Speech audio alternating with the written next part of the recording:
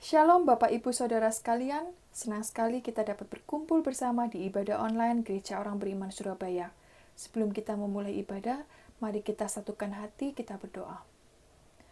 Tuhan Yesus, terima kasih Tuhan atas kebaikan-Mu, atas penyertaan-Mu di dalam hidup kami Tuhan. Bila kami ada hingga hari ini, itu semua karena anugerah-Mu Tuhan. Sebentar kami mau memuji, memuliakan nama-Mu Tuhan. Suci kuduskan kami, layakkanlah kami Tuhan, agar kami dapat menyembah-Mu Tuhan, Allah yang hidup, Allah yang benar. Di dalam nama-Mu Tuhan, kami sudah berdoa dan mengucap syukur. Amin.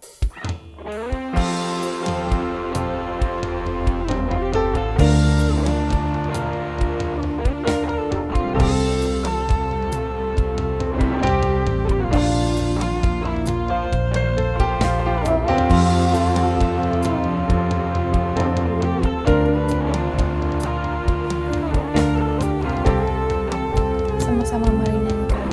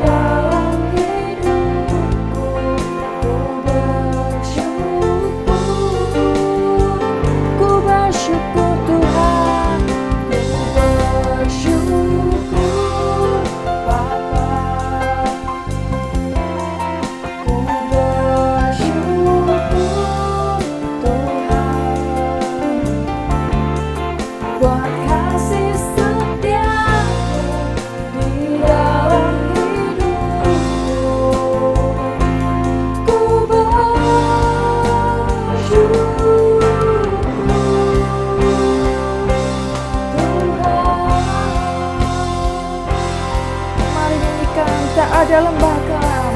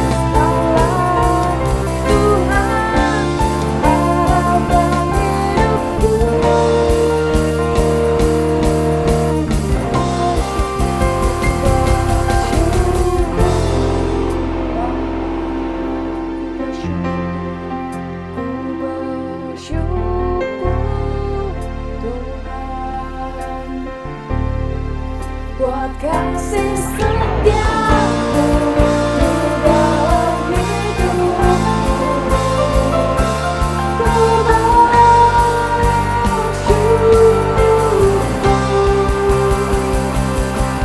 Tuhan. Sekali lagi nyanyikan, ku bersyukur Bapa, ku bersyukur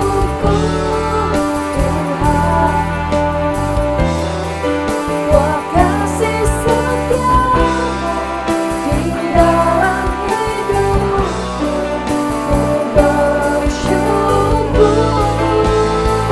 ku bersyukur Bapa, ku bersyukur Tuhan buat kasih setiamu di dalam hidupku, ku bersyukur buat kasih setiamu di dalam hidupku, ku bersyukur buat kasih setiamu di dalam hidupku, ku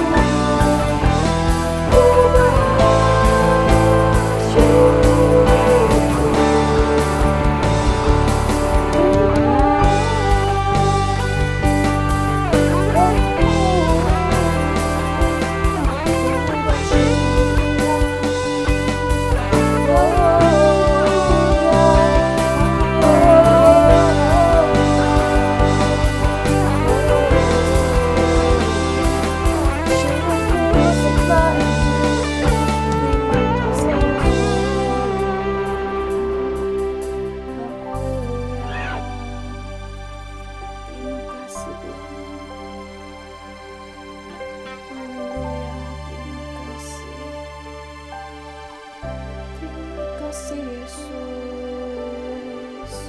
Sikira bayar, ku rindu menyenangkanmu. Haleluya, haleluya.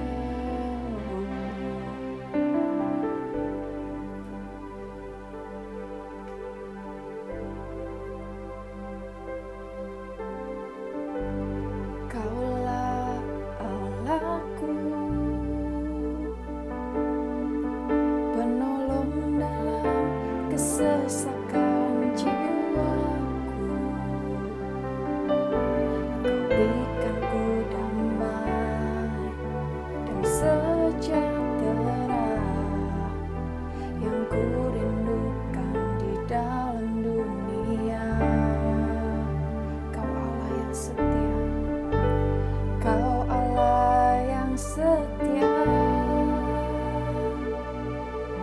penjaga jiwa yang ada senantiasa, penuntun hidupku, pelita jalanku, kini ku hidup bagimu, selalu menyembahmu. Jadikan dirimu tempat pertamaku, biarpun gelombang datang dalam hidupku. Ku tahu Engkau selalu besertaku sampai selama-lamanya. Menyenangkanmu, itulah rinduku. Jadikan aku penyembahmu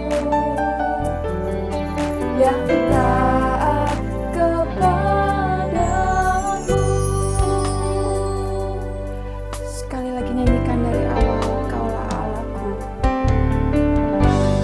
Kaulah Allahku, penolong dalam kesesakan jiwaku. Kau berikan ku damai sejahtera yang ku rindukan di dalam dunia. Kau Allah yang setia, penjaga jiwa yang ada senantiasa, penuntun hidupku, pelita jalanku, kini ku hidup bagimu, selalu menyembahmu. Jadikan dirimu tempat pertamaku, biarpun gelombang datang dalam hidupku. Ku tahu Engkau selalu besertaku sampai selama-lamanya. Menyenangkanmu, itulah rinduku. Jadikan aku penyembahmu yang taat kepadamu.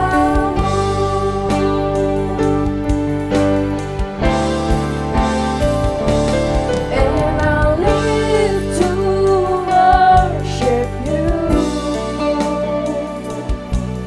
my Jesus, you're the only one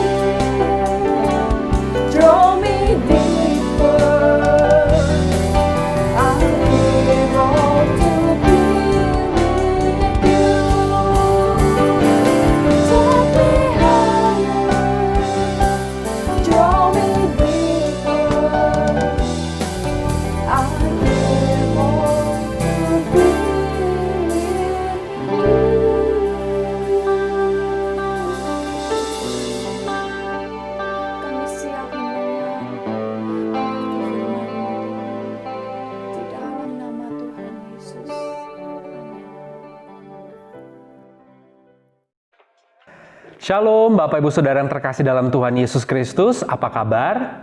Saya berdoa kita semua dalam keadaan baik, sehat, sukacita, serta tetap terus semangat. Puji Tuhan, kita sudah masuk di minggu kedua di bulan September, tepatnya di tanggal 13 September tahun 2020. Mari sama-sama kita buka Alkitab kita pada hari ini. Pembacaan akan terambil dari Amsal pasal 4 ayatnya yang ke-23, demikian firman Tuhan. Jagalah hatimu dengan segala kewaspadaan, karena dari situlah terpancar kehidupan. Demikian firman Tuhan. Nah, saudara terkasih dalam Tuhan Yesus Kristus, pada hari ini saya mau bagikan buat setiap kita tentang mengelola hati. Ya, apa itu artinya mengelola hati? Mengelola itu artinya menjaga, mengurus, merawat, mengusahakan, dan memelihara sehingga baik keadaannya. Dan itulah bagian saudara dan saya. Bagian kita adalah untuk mengurus hati ini supaya baik keadaannya. Sisanya saya percaya bagiannya itu adalah bagiannya Tuhan. Dan bukan berarti Tuhan tidak bisa mengerjakan semuanya, bisa dia. Tetapi dia bukan pribadi yang memaksakan kehendak. Dan kita pun diciptakan bukan sebagai robot. Kita adalah manusia makhluk spesial yang pernah saya katakan sebelumnya terdiri dari tubuh, jiwa, dan roh. Kita punya pilihan kehendak bebas. Hari ini bagian kita adalah hati kita dijaga. Pilihan ada di sini. Apakah engkau mau hatimu dikuasai ketakutan, kekhawatiran, kecemasan, bimbang, amarah, dengki, dendam, iri hati, atau tidak? Itu bagiannya, pilihannya ada di dirimu. Dan marilah jaga hati kita, karena dari sanalah terpancar kehidupan.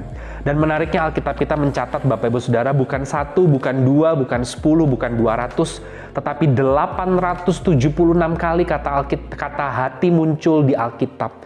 Itu artinya kalau sampai 876 kali kata hati muncul, penting banget, penting sekali untuk kita mengerti tentang hati dan menjaga hati ini.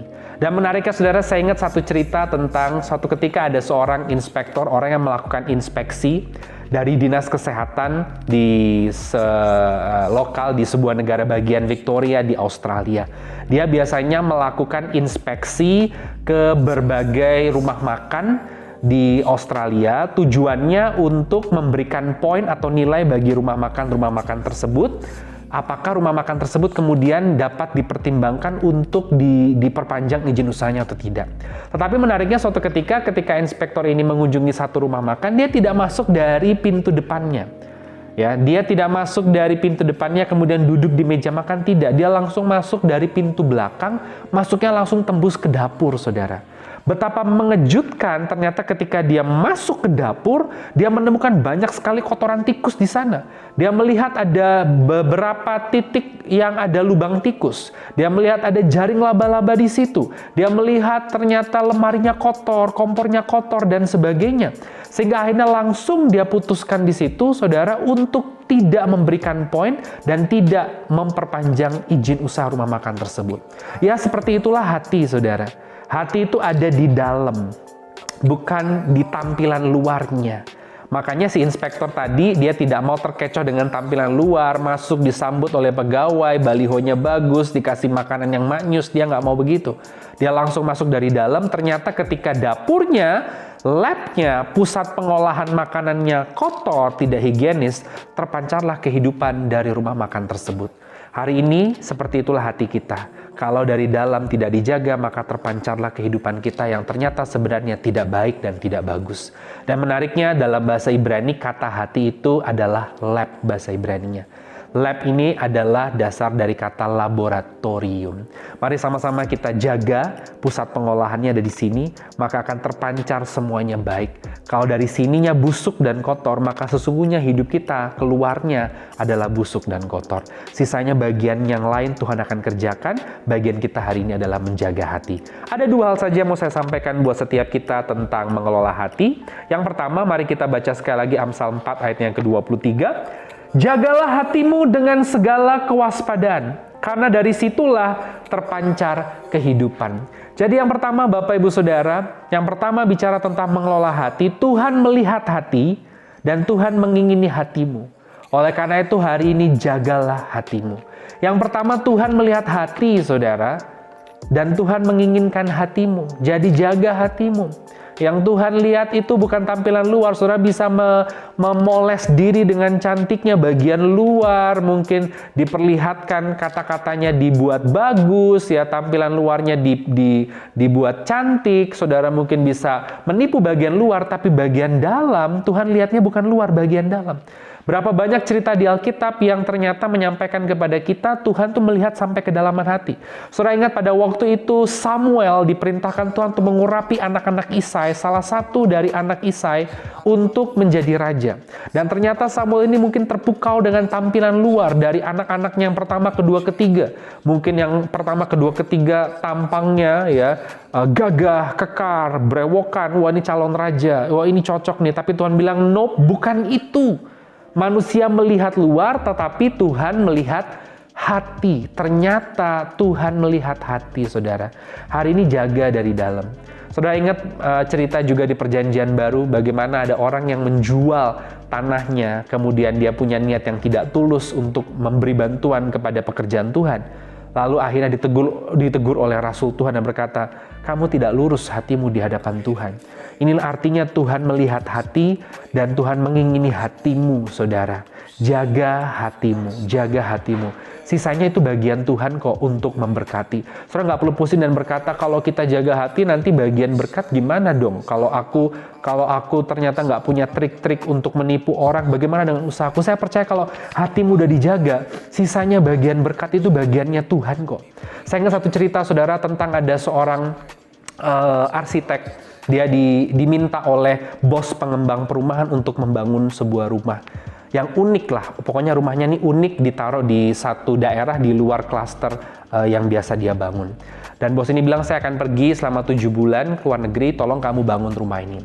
Dan si arsitek ini karena dia pikir, wah daripada keluar uang banyak, saya ambil deh bahan-bahan yang murah-murah aja. Dia beli batu yang murah, dia kemudian beli keramik yang murah, dia beli ternyata kayu kualitas rendah, besi kualitas rendah, sampai akhirnya 7 bulan rumah ini jadi, saudara. Ya, dia punya hati isinya dengan trik-trik yang aneh-aneh, dia mau untuk ngambil keuntungan markup dari situ. Dan ternyata, saudara, setelah bos pengembang perumahan ini pulang dari luar negeri, dia sampai dan dia mau lihat rumah yang dibangun secara khusus oleh arsitek ini. Dan dia berkata, kamu sudah bangun rumah ini? Sudah pak, saya sudah bangun jadinya seperti ini gitu. Dan tanpa diduga-duga bos ini berkata, rumah ini buat kamu. Dia kaget. Kok buat saya? Iya, saya mau memberi penghargaan kepada orang-orang yang bekerja di tempat saya. Jadi saya mau memberi rumah ini untuk kamu gitu. Wow, dia menyesal sekali, saudara. Ternyata kenapa dia harus pilih bahan-bahan yang jelek? Dia harus pilih barang-barang yang kualitas rendah kalau dia tahu ternyata rumah yang dibangun oleh dia sendiri itu adalah pemberian dari bosnya untuk dia. Jadi ini yang mau saya katakan, saudara, kalau hatimu dijaga dengan baik, berkat itu nggak akan kemana. Bagian berkat itu bagiannya Tuhan. Bagian urusan lain itu urusannya Tuhan. Hatimu pokoknya dijaga aja. Jangan diisi dengan kejahatan, dengan trik-trik strategi yang nggak benar, dengan kebusukan, kemunafikan, kekhawatiran, ketakutan, dengki, amarah, iri hati. Jangan diisi dengan itu. Bagianmu adalah menjaga hati, maka sisanya Tuhan akan bekerja, memberikan berkat yang memang sudah Tuhan siapkan bagi dirimu. Itu yang pertama. Yang kedua, yang terakhir, saya akan baca sekali lagi, Bapak Ibu Saudara, di dalam Amsal pasal 4 ayat yang ke-23, jagalah hatimu dengan segala kewaspadaan, karena dari situlah terpancar kehidupan. Yang kedua, saya catat buat kita semua, Bapak Ibu Saudara, tentang mengelola hati. Yang kedua, hati yang kotor, yang tidak dikelola, yang isinya kebencian, amarah, dendam, kemunafikan, iri hati, kekhawatiran, kecemasan, justru akan mematikan saudara dan saya.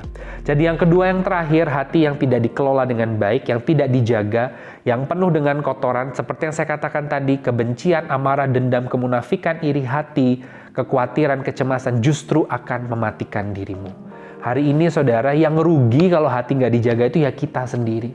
Saudara mau dendam sama orang, yang rugi bukan orang yang saudara dendamin, tetapi dirimu sendiri. Saudara membenci, yang rugi bukan orang yang saudara benci. Orang yang saudara benci mungkin sudah bisa tidur, tenang, kakinya diangkat, santai-santai. Saudara yang sesak napas, saudara yang nggak bisa tidur, saudara yang psikosomatis, saudara yang kaget-kaget sendiri. Kalau saudara tidak menjaga hatimu, itu justru akan mematikan dirimu sendiri. Hari ini saya berdoa, jaga hatimu. Kenapa? Karena kalau engkau tidak jaga, tidak kelola dengan baik, penuh dengan kotoran, tidak bersih hatimu, maka dirimu sendiri yang akan rugi. Berapa banyak cerita di Alkitab, ternyata orang harus kehilangan berkatnya karena tidak menjaga hatinya, saudara. Harus kehilangan berkatnya.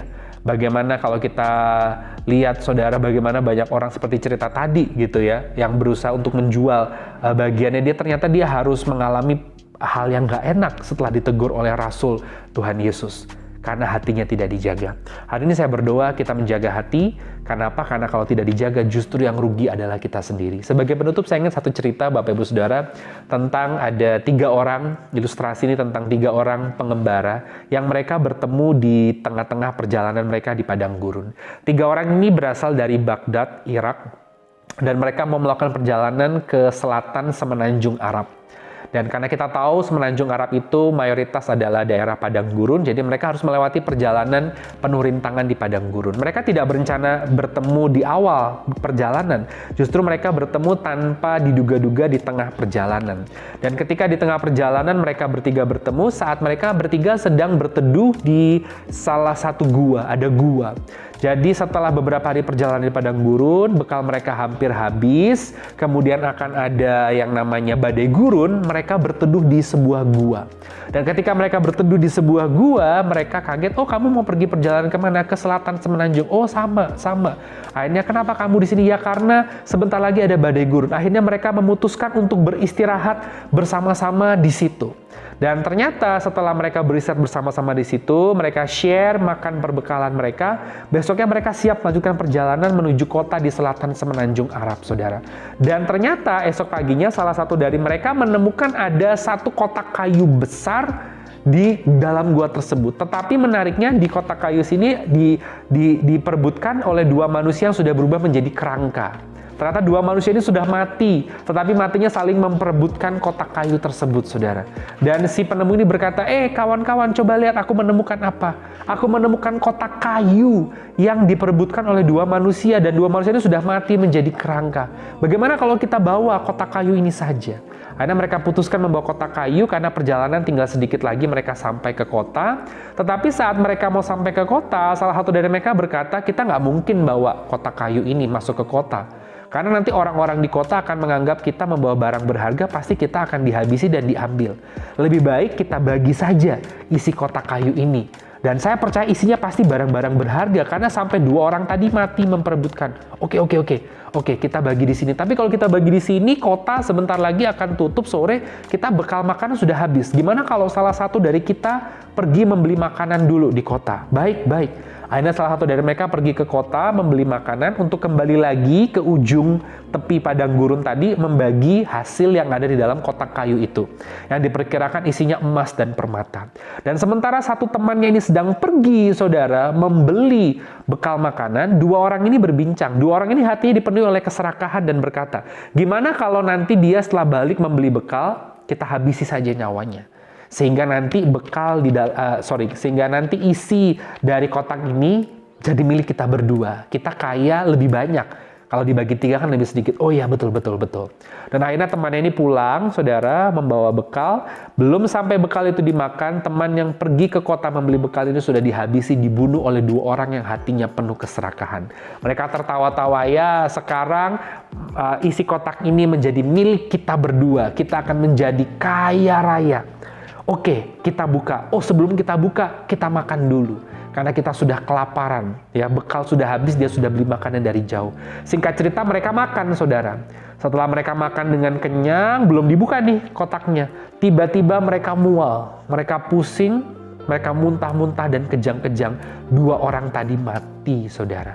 Ternyata 2 orang tadi mati karena apa? Sudah diracuni oleh orang yang pergi ke kota membeli makan, karena dia juga mau menguasai isi kotak itu. Akhirnya, saudara, 3 orang ini mati tanpa membuka kotak ini yang di dalam. Karena 3-tiganya hatinya tidak dijaga, penuh dengan keserakahan, penuh dengan niat jahat, tipu muslihat, dan kebohongan. Artinya yang rugi siapa? Mereka sendiri, saudara. Hari ini saya berdoa, jaga hatimu, jangan dikuasai ketakutan, kekhawatiran, kebimbangan, amarah, dendam, iri hati, emosi, kepahitan, tipu muslihat. Karena yang rugi siapa? Yang rugi adalah dirimu sendiri. Saya berdoa kita semua boleh menjaga hati, karena dari sanalah terpancar kehidupan. Amin. Kita berdoa. Terima kasih Tuhan untuk firman yang boleh dibagikan buat kami pada hari ini. Meteraikan di dalam nama Tuhan Yesus. Dan Aba berdoa biarlah setiap kami boleh menjadi pribadi-pribadi yang menjaga hati kami. Karena Tuhan Kau melihat hati. Engkau mengingini hati kami Tuhan. Dan yang kedua, kami percaya kalau bagian kami sudah dikerjakan menjaga hati, Tuhan yang akan bereskan semuanya. Karena orang yang tidak menjaga hati justru akan merugikan dirinya sendiri. Hamba berdoa bahwa setiap orang yang mendengar dan menonton program ini Tuhan berkati. Kami juga berdoa bagi bangsa dan negara kami Indonesia dipulihkan. Kami berdoa agar pandemi ini agar segera usai. Berdoa bagi pemimpin kami yang tertinggi Presiden Joko Widodo dan jajarannya ke bawah, para menteri, juga TNI Polri, para birokrat. Kami berdoa bagi para gubernur, wali kota, dan bupati dalam jajaran mereka masing-masing, dalam kapasitas mereka masing-masing. Tuhan Engkau memberkati. Kami berdoa bagi penduduk Indonesia Tuhan, mereka yang terdampak ekonominya karena pandemi ini, para pengusaha, para karyawan atau pegawai, tenaga profesional, masyarakat ekonomi kelas menengah ke bawah juga Tuhan Engkau berkati dan pelihara. Kami juga berdoa bagi gereja-gereja Tuhan, bagi jemaat-jemaat Tuhan, secara khusus gereja Orang Beriman Kampus Surabaya, dengan jemaatnya, dengan programnya ke depan, kami serahkan semua ke tangan Tuhan. Terima kasih Tuhan, kami mengucap syukur meteraikan firman-Mu di dalam nama Tuhan Yesus, dan biarlah hidup kami hari demi hari boleh berbuah untuk hormat kemuliaan nama Tuhan. Dan kami mau akhiri ibadah kami pada hari ini dengan menerima berkat dari Tuhan. Mari Bapak Ibu Saudara angkat kedua tanganmu, arahkanlah pandangan hatimu ke hadapan Tuhan, dan terimalah berkat Tuhan. Kasih dari Allah Bapa di sorga, penyertaan cinta dan damai sejahtera Shalom dari Tuhan Yesus Kristus, serta persekutuan yang manis dengan Allah Roh Kudus menyertai kita semua hari ini sampai selama-lamanya. Dalam nama Tuhan Yesus, haleluya, amin.